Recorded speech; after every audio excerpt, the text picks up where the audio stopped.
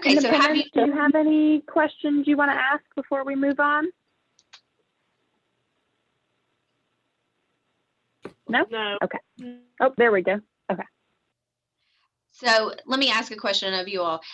Is there anyone that's interested in healthcare? And if so, kind of where do you see your interest in what type of profession?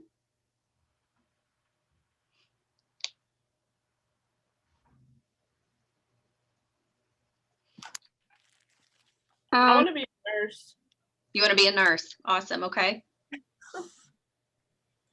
Can you guys hear us? Yes. Okay. We both we want to go into healthcare. I want to do something with babies. Okay. I don't really like the surgical stuff though, because I'm scared of that. But Right. anything to help, you know. And I think that you see that with anybody in healthcare, a heart of service, compassion. You know, you see a lot of people going into healthcare. Nursing at this point, you know, we've seen a shortage for several years and we anticipate it continuing. One of the great opportunities being, you know, going into the nursing profession, going to nursing school, you have the opportunity to, you know, work while you're in school. And so we have positions called nurse externs. And so it's for students that are in an accredited nursing school program. And they can come in and work. Typically it's, you know, on spring break, in the summer, things like that. But it really gives you an opportunity to explore various areas of the hospital. And so you may come in and you work maybe in a med-surg unit, not real, you know, critical patients, but you decide, wow, I'd really like to work in an ICU. Or I'd really like to work in pediatrics. So at CAMC, you have a lot of opportunity to explore the various areas of healthcare that you want to work in, because we are an organization that kind of refer to from cradle to grave. So we capture and treat, you know, patients of all ages. So there's a lot of great opportunity, you know, once you get started to test out the waters and see really where you want to be and kind of what's your interest. So we have a variety of positions at CAMC, from requiring such training and education, from, you know, a high school diploma to, you know, a doctorate, PhDs, things like that, medical doctor. So you can do support services and clerical. Maybe you don't want to necessarily be treating a patient, but you want to be involved and interact with the patients. I think one cool position is called a central service technician. Anybody have an idea what a central service technician does?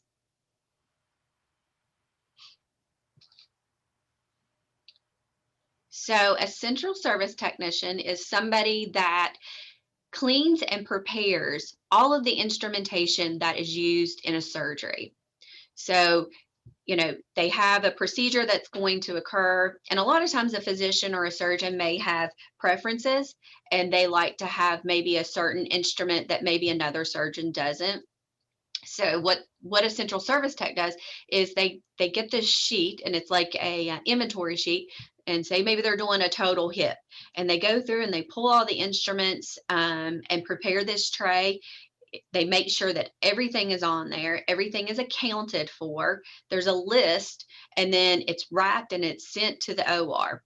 So the surgeon does the case, uses all of the instruments. One thing that you have to do, and it's a safety or a safety policy. So when somebody has surgery, they're going to go in and they're going to have what's called a timeout. And in that timeout, everybody in the room is going to stop what they're doing. They are going to count every piece of equipment that's going to be used on that patient and make sure everything is accounted for. Once they finish the procedure, before they close the patient, they are going to recount to make sure they have everything. And this is to prevent something being left, a foreign object, in a patient. So, you know, this policy and procedure was developed because in years past, all across, you know, the world, you know, things like this have happened, and maybe it's like a sponge or something like that. So we want to make sure that our patient safety is at the highest importance. So then, they close the patient, then they take all of this dirty instrumentation that has who knows what on it and sends it back to central service. So then they have an area called decontam where they go through and they clean everything that's on the instruments and account for them again. So I think it's a pretty cool, kind of gruesome position, but it's pretty neat. And so that just requires a high school diploma, but then we have on the job training, and then additional certification is required within I think a 2-year period of time. We have registration representatives. Those are the people that check you in and out at a doctor's office. A phlebotomist, they are the one that draws your blood. We also have a corporate side of at the hospital, and that's kind of what Anna and I fall in. Hospital administration, human resources, compliance. We have a legal department with a team of attorneys. Most of those positions are all a 4-year degree and post education. Nursing, you can start out with a 2-year degree as a registered nurse. A licensed practical nurse, which is an LPN, that's about a 1-year program. It's a diploma. We have a lot of incentives for employees to go from a 2-year degree to a 4-year nursing degree, or from an LPN to an RN. There's lots of dollars available to employees if they want to do that in the form of scholarships. We have scholarships for employee dependents, which is, really great as well. We have what's called allied health.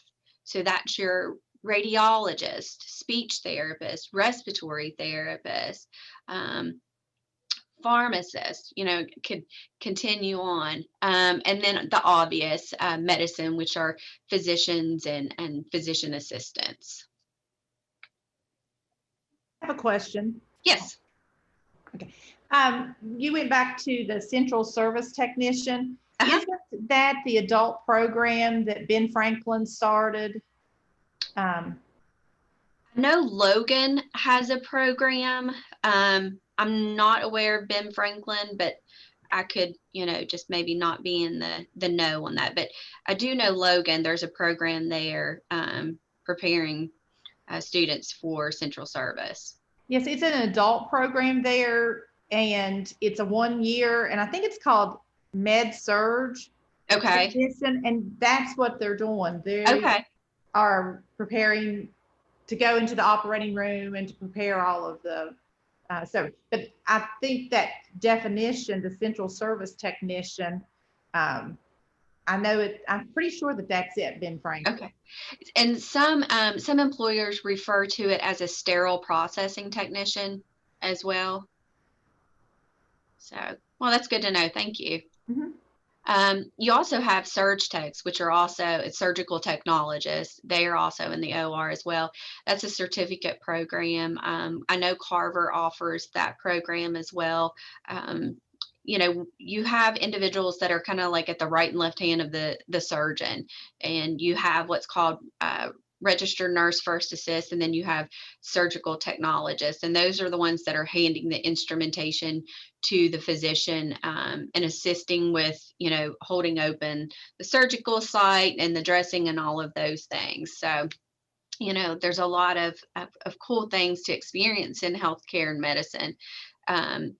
Also technology has played a huge role in healthcare.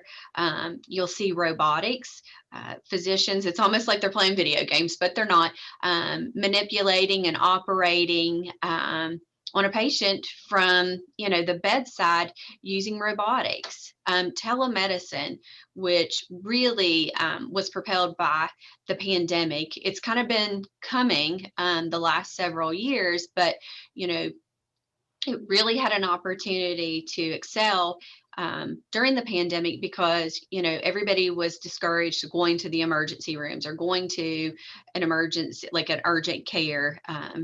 So what telemedicine is, you can pick up your phone and your iPad and you can call in to a physician or what's referred to as a mid-level. That would be a nurse practitioner or a physician assistant. and you can receive a consultation or a visit with that provider via, like a Zoom platform. Really made a lot of progress. Actually, we have a program here at CAMC, 24/7 care, and actually all employees and their dependents can access this telemedicine platform as well as their family members, whether or not they're on our insurance, for free.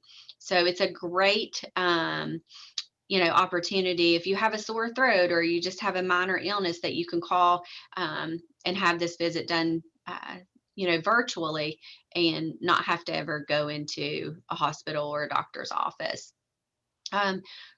You'll see maybe here in the news in the next couple months, we are in the process of building and developing the CAMC Simulation Center. So CAMC is a teaching institute. I think we have about 500 students on a given day coming in and out of the doors here, whether they are doing rotations because they're in nursing school, or they're going to school to be a nurse practitioner or a physician and they're a resident.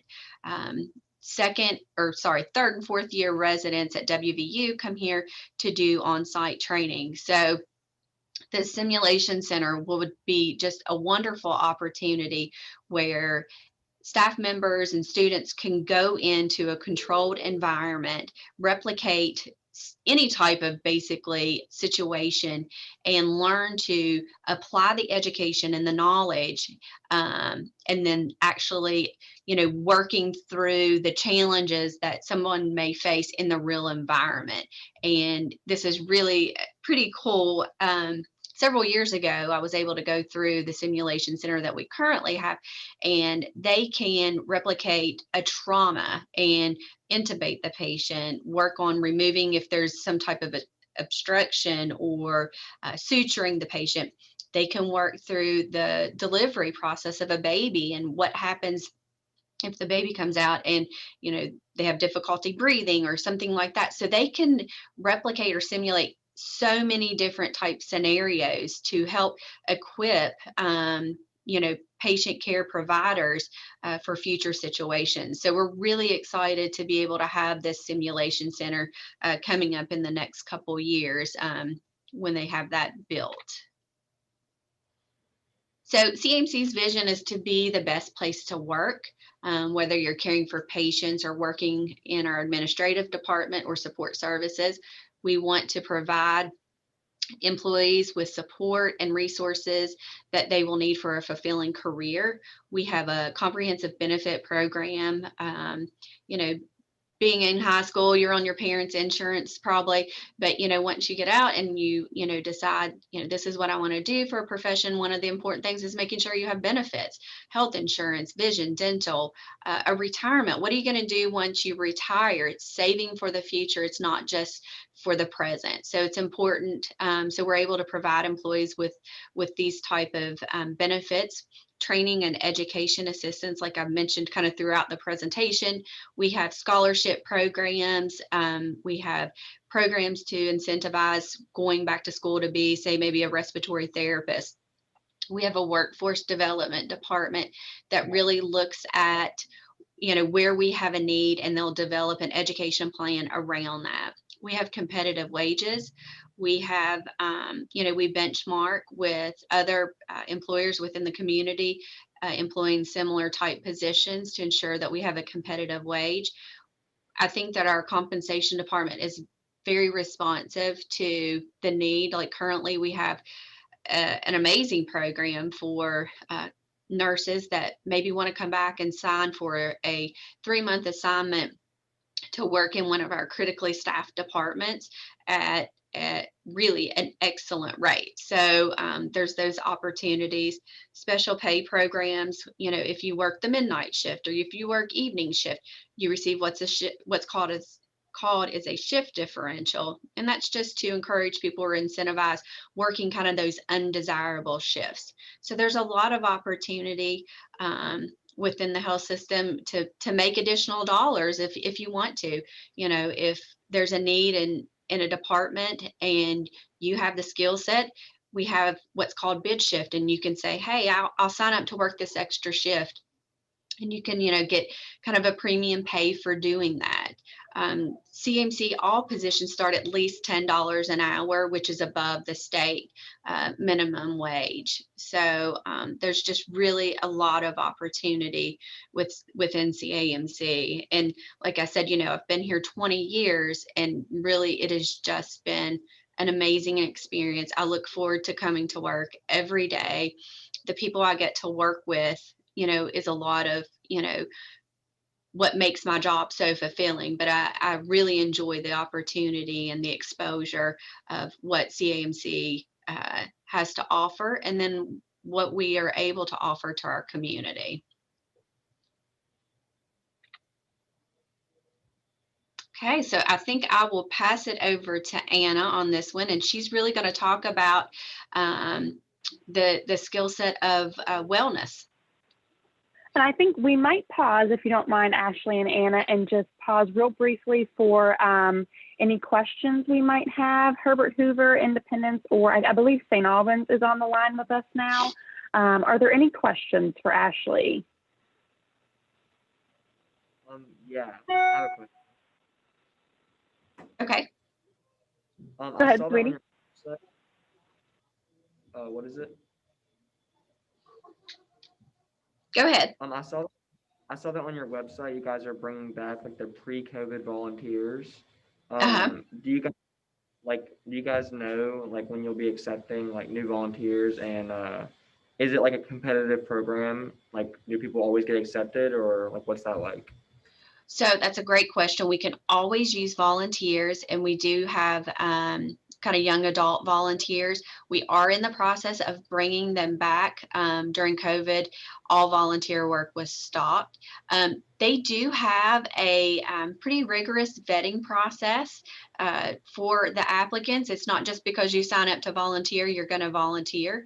So I'm happy to share information about our volunteer services program. If anybody's interested, I can send it to Olivia.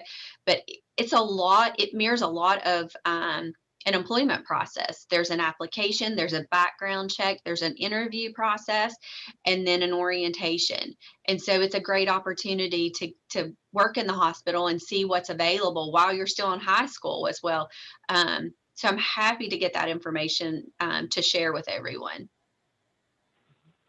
Definitely. You can send me that after this, and I'll forward it on to all of our schools to share with the students. Okay, perfect. Thank you. And one last thing, I know everybody sees a lot on, TV shows and movies and different things like that, or maybe you have a family member who works in healthcare. Is there anything that surprised you about what Ashley mentioned today? Anything that you weren't expecting in the healthcare field?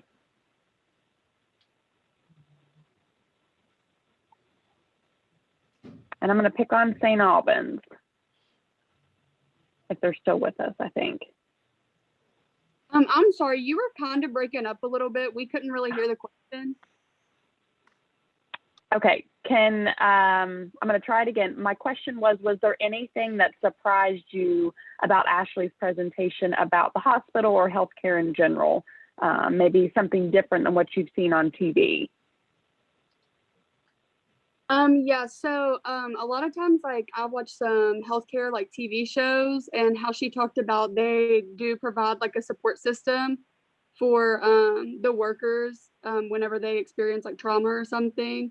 Most of the TV shows that I've watched, it doesn't show anything like that, so that kind of did surprise me.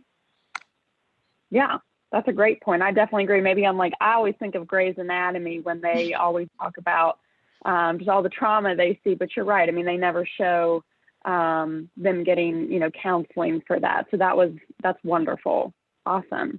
Independence, was there anything that surprised you? I think they're still with us. What surprised me about the presentation was that they only have around 950 something beds, and that how they could probably fit more in the hospital, but they only have that many.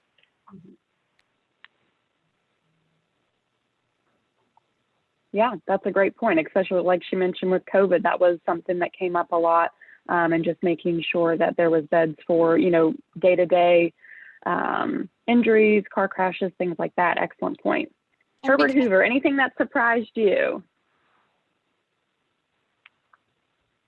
The fact that there's someone like dedicated to cleaning all of the special tools, and like how their job is actually really, really important to make everything go smooth, and like make sure the doctor or the surgeon has what he needs.